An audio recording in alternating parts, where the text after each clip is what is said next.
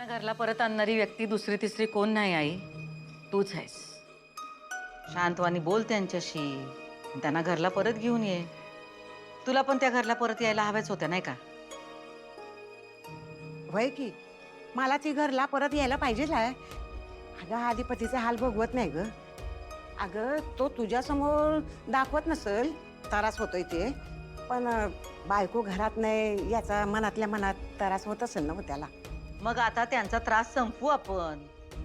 तू जा आणि सुनबाईंना घरला घेऊन ये, कारण सुनबाई घरला आल्या बिगर तुझ्या लेकीचा संसार काही सुरू होणार नाही.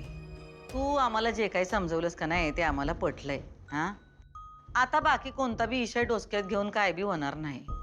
कारण काय आम्ही बाकी काय करत बसलो तर मोठं मालक आमच्याबद्दल उगा राग करतील.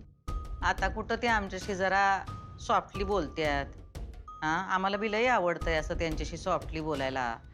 लग्नाचा इशाय निघालाय, ज्या दिवसाची आम्ही वाट बघत होतो आई, तो दिवस येणार आहे. आता उगा आम्ही काहीतरी करून त्यांना आमच्याबद्दल राग नको यायला. आता कसं एकदम बरोबर बोललीस बघ. एका बाईसाठी लग्न होणं लय महत्वाचं असतं बघ. आपला माणूस, कपाळचं कोकू, गळ्यातलं मंगळसूत्र बाईची एकदम शोभा वाढवतो बघ. तुला मनापासून हे समजा हवं होतं ना, मग आता समजा आनंदाने होऊ दे की. जी होते की नाही त्याचा स्वीकार कर. कसं होतंय याचा विचार करू नकस. तुला एक सांगते बघ, म्हणजे सुनबाई घरला परत आली नव्ह तर तुझं लगीन होईलच, पण अधिपतीचा संसार बी मार्गी लागेल बघ.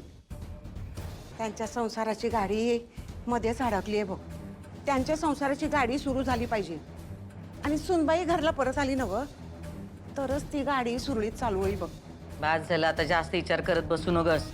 हा, उद्या सकाळी उठ, अंबाबाईला नमस्कार कर आणि सुनबाईना घरला परत घेऊन ये. तसा तुझा स्वभाव काय रागीट नाही, चिडका नाही.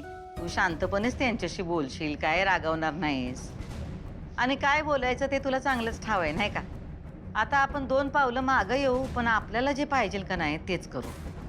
सुनबाईंच्या मनात आमच्याबद्दल लई राग असणार आहे आई, पण तू समजव त्यांना आणि त्यांना घरला घेऊन ये. हा, तू आम्हाला दाखवत नसलीस तरी तुझा लई जीव आहे त्यांच्यावर, आम्हाला चांगलंच ठाव आहे. आणि त्यांचा बी तुझ्यावर लई जीव आहे, सगळं ठाव आहे आम्हाला.